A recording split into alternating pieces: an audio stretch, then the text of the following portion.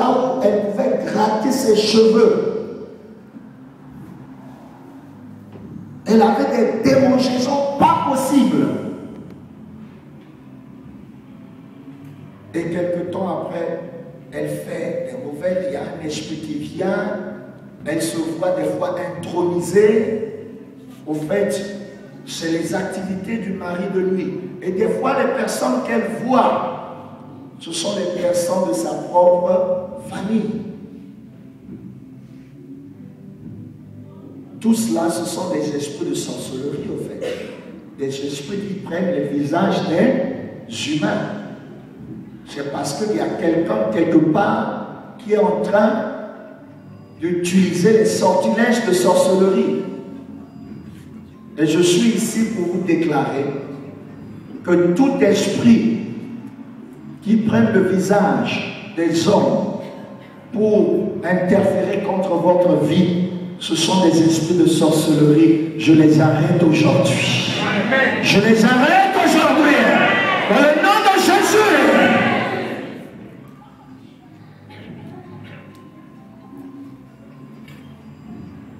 Merci Seigneur.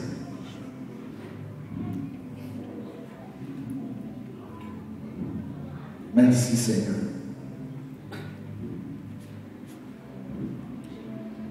Alléluia. Partez dans Matthieu chapitre 9.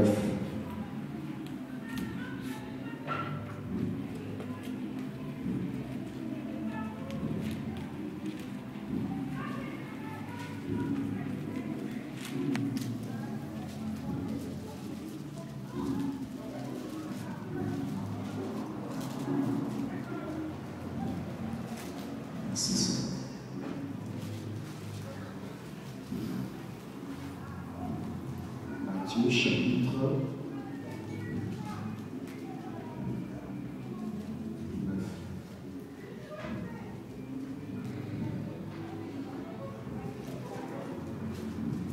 Je lis le verset 32 et le 33.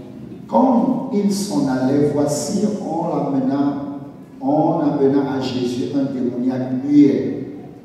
Le démon ayant été chassé, le muet parla, et la foule étonnée disait, jamais pareille chose ne s'est vue en Israël. Dites Amen. Amen.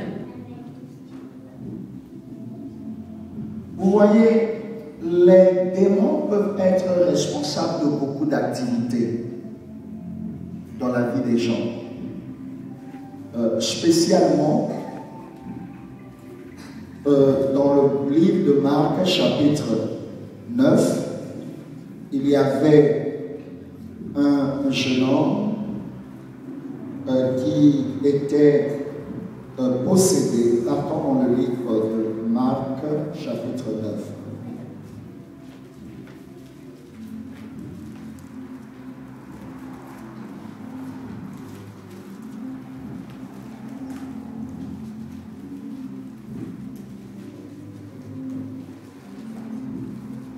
Marc chapitre 9.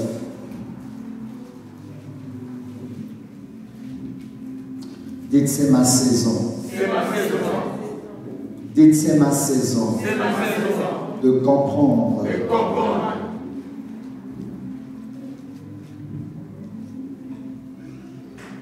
Les activités. De l'esprit. De doute.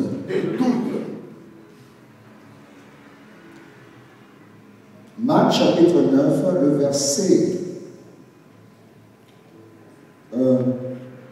verset 20 nous dit ceci, ou du moins je le lis à partir du verset 16. La Bible dit, il leur demanda sur quoi discutez-vous avec eux, et un homme de la foule lui répondit, Maître, j'ai amené auprès de toi mon fils qui est possédé d'un esprit muet. En quelque lieu qu'il le saisisse, il le jette par terre. L'enfant écume, grince les dents et devient tout raide. J'ai prié tes disciples de chasser l'esprit et ils n'ont pas pu. Race incrédule, leur dit Jésus, jusqu'à quand serai-je avec vous? Jusqu'à quand vous supporterai-je? Amenez-le-moi. On le lui amena et aussitôt que l'enfant vit Jésus, l'esprit l'agita avec violence. Il tomba par terre et se roulait en écumant. Jésus demanda au Père, combien y a-t-il de temps que cela lui arrive? Depuis son enfance, répondit-il. Et souvent l'esprit l'a jeté dans le feu et dans l'eau pour le faire périr. Mais si tu peux quelque chose, viens à notre secours. Aie compassion de nous. Jésus lui dit, si tu peux le croire, tout est possible à celui qui croit. Amen. Amen. Je veux vous dire que croire, c'est votre responsabilité. Amen. Amen. Ici, le Père du Fils a voulu mettre cette responsabilité sur Jésus. Parce que Jésus, en lui demandant, ça fait combien de temps que cela arrivait à l'enfant? Il a dit depuis son enfance. Si tu peux quelque chose, viens à notre secours. Aie compassion de nous. Jésus lui dit, si tu peux le croire, tout est possible à celui qui croit. Aussitôt, le père de l'enfant s'écria, je crois, viens au secours de mon incrédulité. Alléluia. Amen. Vous voyez, comme je le dis souvent,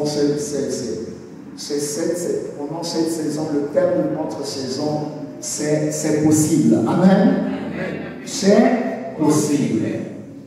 Vous pouvez l'appliquer dans tout domaine de votre vie. Amen.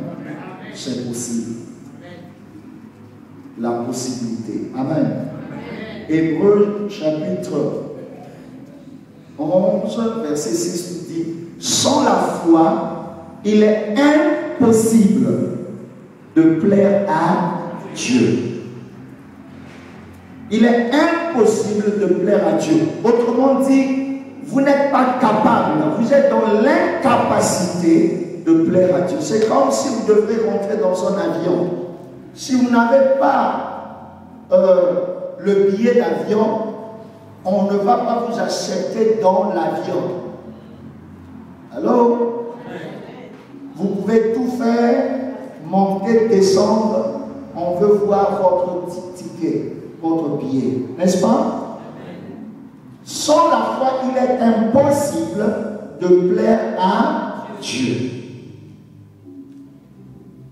Et quiconque vient à lui doit savoir qu'il est. Et il est le rémunérateur de ceux qui le cherchent diligemment. Alléluia. De ceux qui le cherchent réellement. Amen. Est-ce que vous êtes avec moi, peuple de Dieu? Amen. Donc, ce qui se passe dans Matthieu, c'est pratiquement aussi ce qui se passe dans Marc ici. Mais ici, dans Marc, nous voyons que le Père dit que je crois, mais quelque temps après, il dit, Seigneur, aide-moi. Je vais le lire. Il a dit, si tu peux le croire, verset 23, tout est possible à celui qui croit. Aussitôt le père de l'enfant s'écria, je crois. Viens au secours de mon incrédulité. Ici, il a voulu mettre la responsabilité sur Jésus. Alors, mais Jésus lui dit que tout est possible à celui qui croit. Or, croire, ça veut dire accepter. Amen. Vous savez, nous insistons sur cela pour que le peuple de Dieu puisse comprendre chacun a la responsabilité. Amen.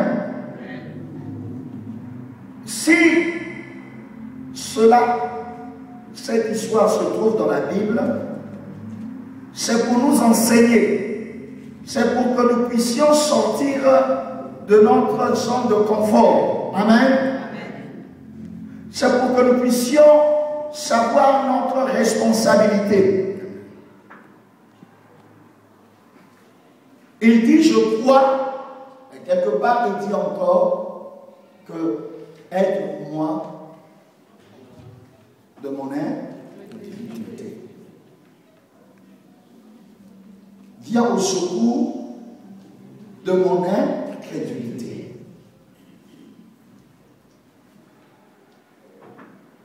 Jésus ne pouvait pas l'aider, mais par la compassion, alléluia,